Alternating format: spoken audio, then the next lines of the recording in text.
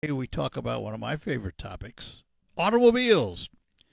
Not the kind you just drive off a dealer's lot. Hot rods, modifieds, resto mods, all that good stuff. And we're going to do that with a guy that's got a business to help you get there. TJ Coleman's with us. TJ owns American Gasser down on Gratiot. TJ, good morning. Good morning, Art. Thanks for having me back. Hey, welcome. Glad to have you anytime.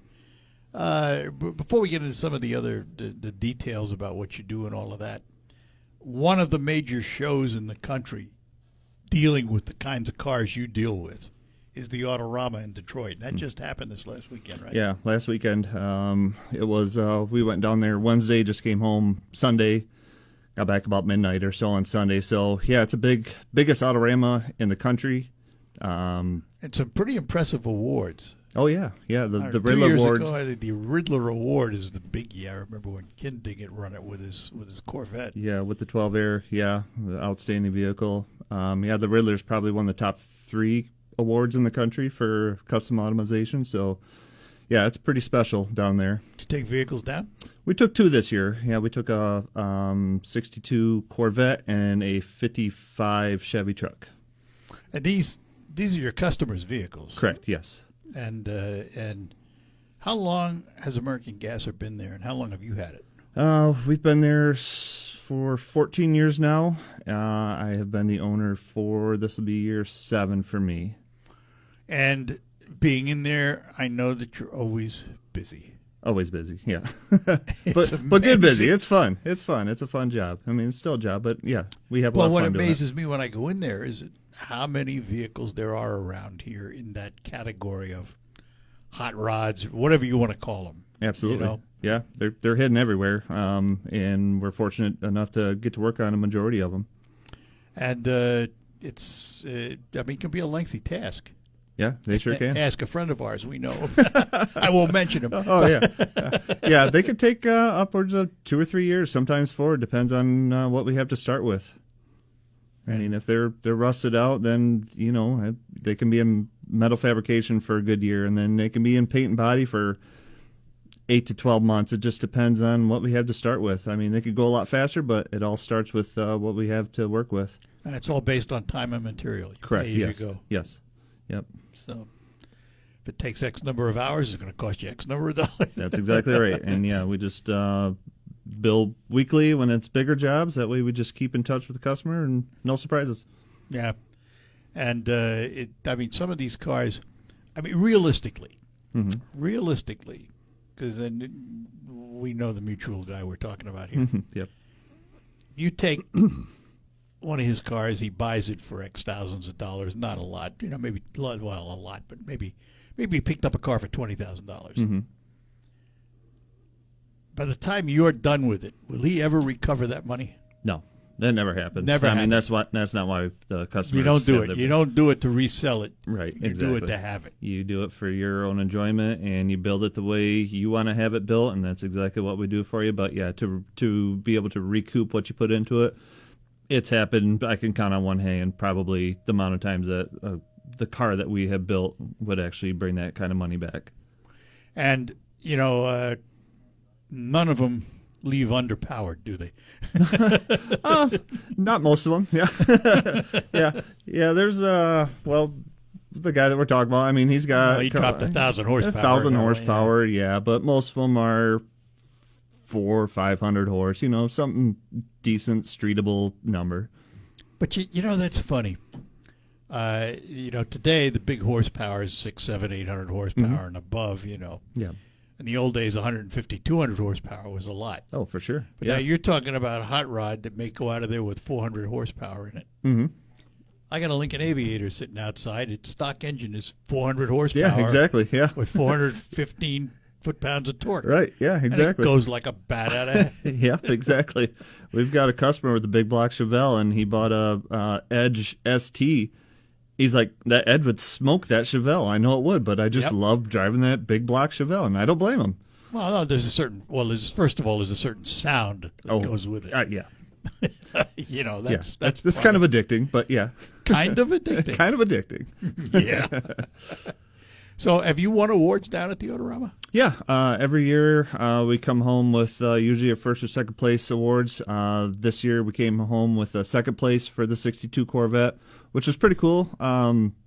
It was original paint, so usually something that's not fully polished, and Right. it was just a really cool build, and we could talk about that one later too. But that got second place, and then we took that 55 Chevy truck that got first in its class, and it also brought home the Outstanding Truck Award, which they only award to one truck at the show, and we brought that home for that truck, so that was pretty cool. So you had two good vehicles. down Yes, there, absolutely. Yep. Yeah. And I know our friend's vehicle's been down there too. Oh, yeah. I think Yep. he's come back with awards. Yeah, I think His they've always yellow been first place. 65 comes back with all kinds of awards. Yep. Yeah, I think they've all won first place in their class, and I think we've taken 3 of them down there so far. Yeah. Well, you got to take the fourth one down if you ever get it done. It'll be done. It'll be done next year. That one, it'll be done next year for sure. I promised. So, But, this is an example. Our friend buys a car. He thinks it's one thing, takes it to you.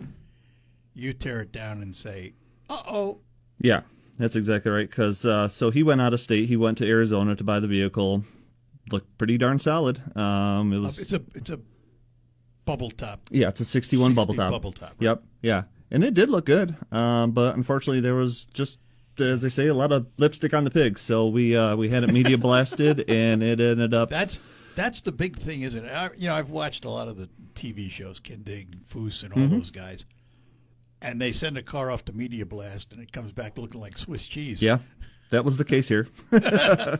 So we had a decision to make, and the decision was to move forward with the build, and it's taken some time just because of that, but we're getting there. But you're replacing body panels. You're not fixing holes. I mean, you got to replace the panels, right? Correct. Yeah. So I mean, when you're done with that car, what part of the body will be left that's original? The top, maybe? maybe. I think that's probably about the only part that we haven't touched, and on that car. If it was a 62, there would have been plenty of parts available for it, but a 61, there's not. So we've had to, some of the parts are close where we can buy them and modify them to fit the 62, or cut and graft to make the panels Extend fit. the panels and make them fit. Exactly. Yeah. So, and if that doesn't work, then we have to fabricate our own panels. So I have to ask, in today's labor world, where do you find the skill people to do that kind of work anymore, or do you train them? Yeah, there's some training that goes along to work on the vehicles, the caliber of vehicles that we work on. But we've been blessed to for the people that we have working there, the crew that we have. They just like every single one. There's 14 of us total. They all just have a passion for what they do. They eat, sleep, breathe it. So one guy may be a fabricator. Yeah. Somebody else may be an engine guy. Right. So you got specialties within. Yeah, the we shop, have right? separate departments. A couple fabricators, 3 painters, and the rest of us there's 3 office personnel, and then the rest are mechanics. So you have a paint booth. We have 2. Yep. You have 2 paint booths. Do you ever consider just doing repaints? Somebody came into you with just a regular car and said, "I'd like a different color. Can you paint it?" Yeah, Would we you can do do it? that. Yeah. Sure. Yep. We get into that a little bit. The only thing is, like, when somebody comes in for a paint job, we tell them right off the bat. Yeah. We See you next year. 2 years at this point, but we don't work over top of pre-existing No, you strip paint it job. off. We have to strip it. Well, but Otherwise- that's the way you get a quality paint job. exactly. Yep. And Build the you can base stand first. behind the paint job at that point. Because everybody has to realize the quality of a paint job is based primarily on the underpinnings. Oh yeah. What's under it? Yeah. And that takes months to get that to where it needs to be to have a paint job that you can put your name on through American Blocking, Gasser, yeah. right? Yeah. All right, we're going to take a break. Come back. TJ Coleman, our guest. He has American Gasser on Gratiot, and is a hot rod specialist, to say the least.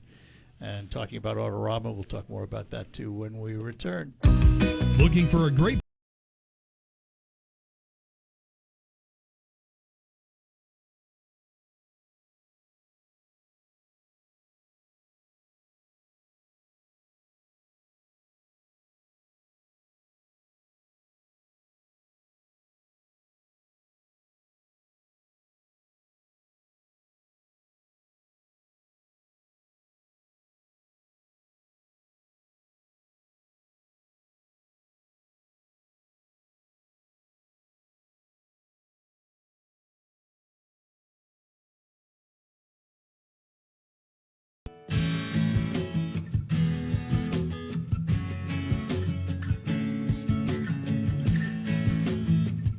Back with you, TJ Coleman with me. He owns American Gasser down on Gratiot, down at the Autorama. What is the attraction of the Autorama? Because it is probably one of the biggest shows in America for that kind of product. Yeah, it's definitely. I don't know how many different Autoramas there are in the country. I'd say maybe 15. Detroit's the largest by far. So it was last Friday, Saturday, Sunday. They get over 140,000 spectators through there. I saw 680 cars on display, but I don't know if that was just upstairs or it's a lot. It is a lot. So yeah, we've been to Cleveland, we've been to Chicago for the Autoramas, and Detroit is by far hands down the biggest one and the best one in my opinion. I might be a little biased on that being from Michigan, but it is just a cool call. It's certainly the easiest one for you to get to. By far, yeah. Cleveland, Chicago, not too fun. Pulling trailers through, especially downtown Chicago. We pulled a 48-foot trailer with a couple cars in it, and it was a little nerve-wracking. So I don't miss that one very much. So, yeah, we go down there, have a good time. The team goes down there usually for everybody gets down there for a couple nights. But the attraction is it's Motor City. I mean, everybody loves. They're just gearheads down there. Detroit seems to be a logical place for that kind of kind of show. Yep, absolutely. I think this was the 73rd. Yeah, I think it's 73rd Autorama down there. So you go down to that show. You got a couple of your vehicles there, but you're not going to spend all day standing by your vehicles. No, we definitely get to walk around. You're going to go around and get ideas, aren't you? For sure. Oh, yeah, that's what it is. It's trading ideas, looking at different ways that people build their vehicles. And, that's what a majority of it is. Probably half and half of staying at the booth or walking around and looking at other cars. Yeah, and you have not done the one that I've done a couple of times, the SEMA show. Correct. In Las Vegas. Yep. It's on the list. Yeah. Hopefully within the next few years we'll be heading out there. Do it once. But, the thing about it, it's really a split show. It's SEMA, and it's also the repair industry, Apex. And there's two shows in one, really, because the SEMA show is the specialty aftermarket equipment. Right. And the Apex show is for repair shops and people like that. Okay. And that's where you find the tools, equipment, and all of that stuff. And I remember walking in, and now they've moved. The SEMA show is in the convention center. It fills it up, and the parking lot. As a matter of fact, it is so big that you can get in a Tesla and ride underground to the next exhibit area. Oh, geez. And I think Elon Musk did that many years ago and put it in. And you can literally go from, because there's an east, a north, a west, all those buildings. You ride these Teslas to get to them. And they're all stuffed with cars and manufacturers and things like that. The Apex show, I remember going into it because part of it was in the hotel I was staying at. And I walked in, and the first, and a huge exhibit area, just huge. First 10 rows were all Chinese. The second 10 rows were all Japanese. The third 10 rows were all Korean parts manufacturers and tool manufacturers. And overwhelmingly Asian products. Sure. And then there were American products there too, but overwhelmingly it was just, you realize just how much of the stuff comes in from overseas. Yeah, more and more. Yeah. Where do you get parts? I mean, are there suppliers for what you do? Yeah, I mean, we get parts from all over the place. We try to buy American made as much as possible, but as you just mentioned, it's just getting harder and harder to do that. But body panels we usually buy from like AMD down in Georgia. But I mean, Holley, they're just a conglomerate now. Yeah, but they own so many different companies now. It's just crazy. They're just creating a monopoly. But we buy a lot of Holley stuff, Edelbrock stuff. It just depends on what we're working on. But usually parts that we buy are coming from like Summit Racing or Speedway Motors or sometimes Jegs. So they're in business to supply guys like you. Right, yeah, exactly. And they carry 90% of what we're looking for. Is there one brand that's easier to work on than another? Brand of vehicle? Car, yeah. we do a lot of Chevrolet stuff, so I would say probably Chevrolet. Yeah, this is Chevrolet country up here. We work on stuff from all over the country, but yeah, majority of our customers are from the Tri-Cities. You so do get cars shipped into you, don't you? Yeah, yep. The one we took to Autorama last year was from Long Island. We took another one. Actually, the customer came from Maryland this year and took his own to Autorama. So how does a hot rod shop of 14 employees sitting on Gratiot in Saginaw, Michigan, get its name out to get cars shipped to you for modification? Well, when American Gasser started, it was basically just Willys, 33, 40, 41 Willys. That's why the name. That's all they did, right? Right. Yeah, that's all they did down in. It actually started in Ohio. Yep. Yeah. Moved up here in 2012, and so we're still. People find us for the Willys stuff, and that's what the guy from Long Island. He was a repeat customer. We built him a Willys a few years ago, and the 34 Ford that we built was for the same guy. The steel body Willys that we just got done, he found us he just was trying to find a Willys specialist in Maryland and found us and brought us his car. You're still doing Willys? We haven't built fiberglass Willys in probably 6-7 years now. But that's the steel body was the last Willys that we built since, I think it was 2020 was the last one that we completed. But yeah, it's mainly hot rods, muscle cars, a little bit of everything, honestly. What constitutes a muscle car? The engine, the horsepower, yeah, just the complete package. It's just. But the thing is, you can't take a big horsepower engine, stick it in a standard automobile without changing everything else. Oh yeah, for sure. Yeah, yeah.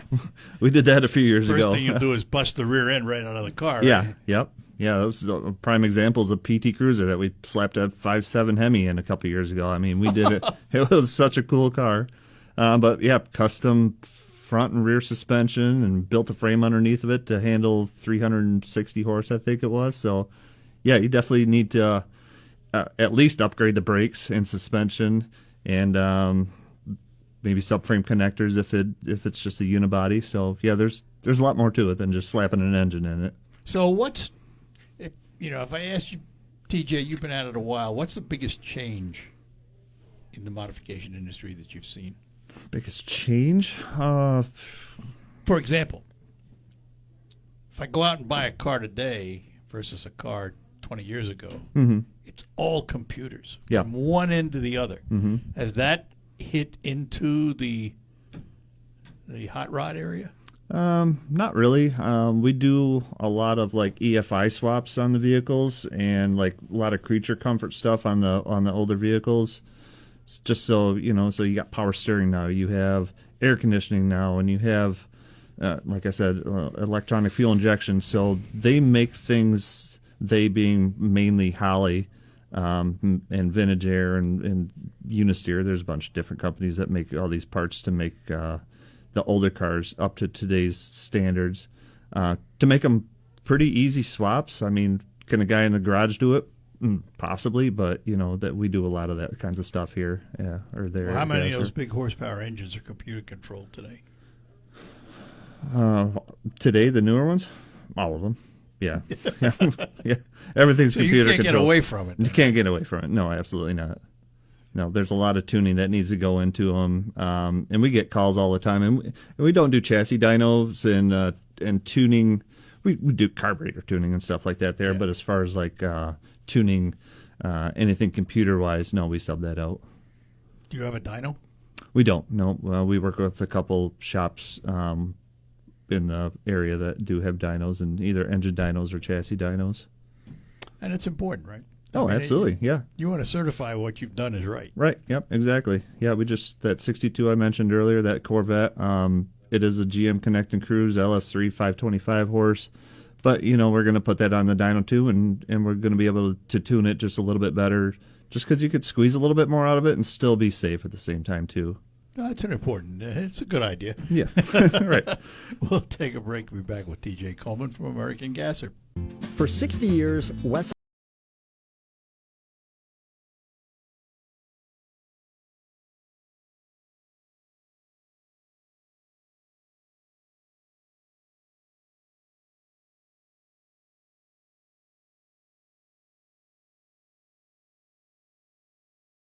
charges twice as much as Pure Talk for the same.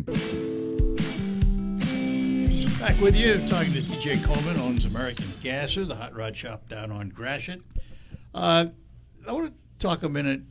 I want to spend a little more time talking about paint, mainly because when you see an automobile, it's the first thing you see. Mm-hmm. You know,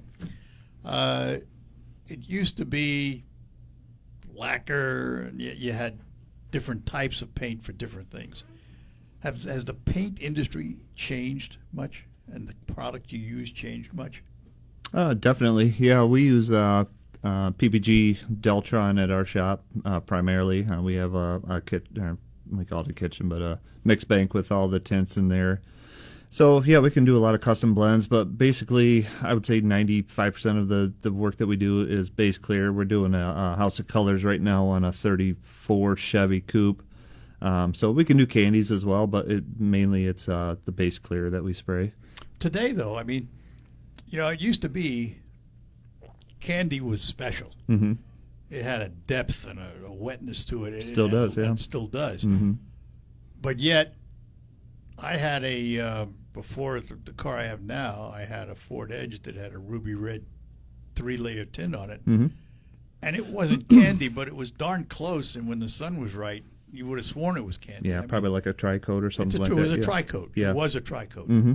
And they're amazing today. Oh, absolutely. Yeah, there's a lot of factory cars that, I mean, when customers are on split on what, or can make their mind up on what kind of color they want on their vehicle that we're custom painting, we tell them go to a dealership anymore and at least get us a baseline of what they're looking for, and we can always tweak it from there. But there's some gorgeous colors coming right out of the factory.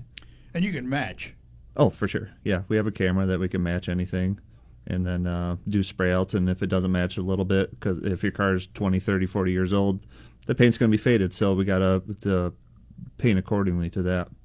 So the paint process doesn't start with paint. Not by any means, no. I wish it did.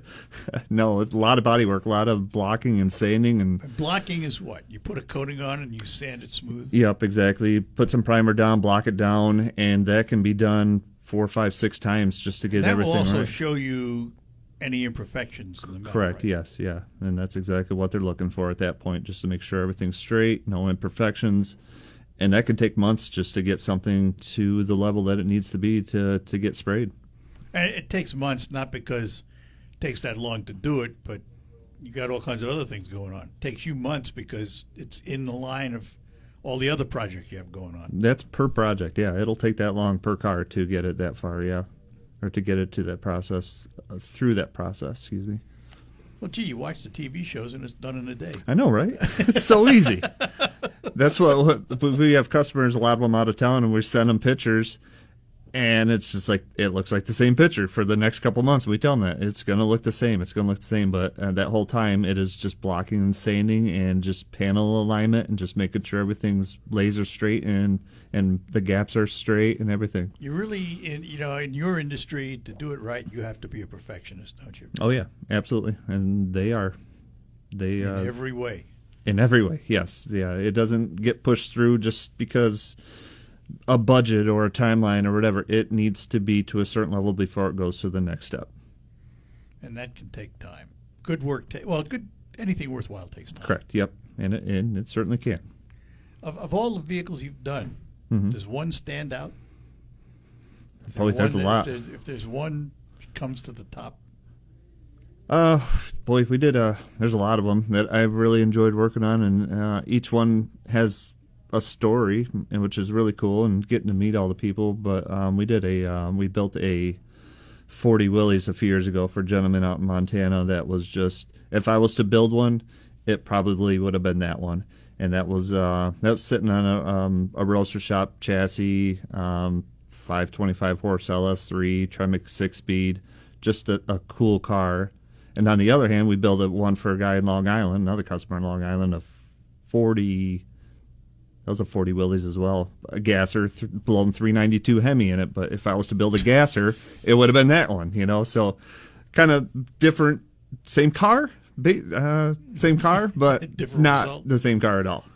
Yeah. So those two, they're just they're my top two probably. Well, what was it in the early days of American Gases that they only did Willys? So they were just working in after hours in the back barn. The previous owner was doing the same thing, but then he bought out the place that he was working for. So he bought the molds for the fiberglass bodies. They're building chassis, and it was just kind of like a hobby, kind of like after hours, but super cool hobby where they're building these cars for people and again all over the country as well. So how many of them were basic Jeeps, and how many of them were the different Willys? no Jeeps, bodies? all No coupes. Jeeps, all yep, coupes. all coupes. Yep. That's what a lot of people. Well, heck, even I thought that when we're building Willys. I'm like, oh, we're doing Jeeps when I first started, and they're like, oh, no, we're doing the coupes, the 4041 coupes. So completely different vehicle and a very popular gasser body. It is interesting because the only Jeeps that I've ever seen that have been through the process of customization have been returned to military specs. They look like military Jeeps, except they look new. Right, yeah, exactly. But seeing quite a few of those around, too. Yeah. All right, last break, and then we'll be back to finish up as we talk to T.J. Coleman from American Gasser. Gotta go.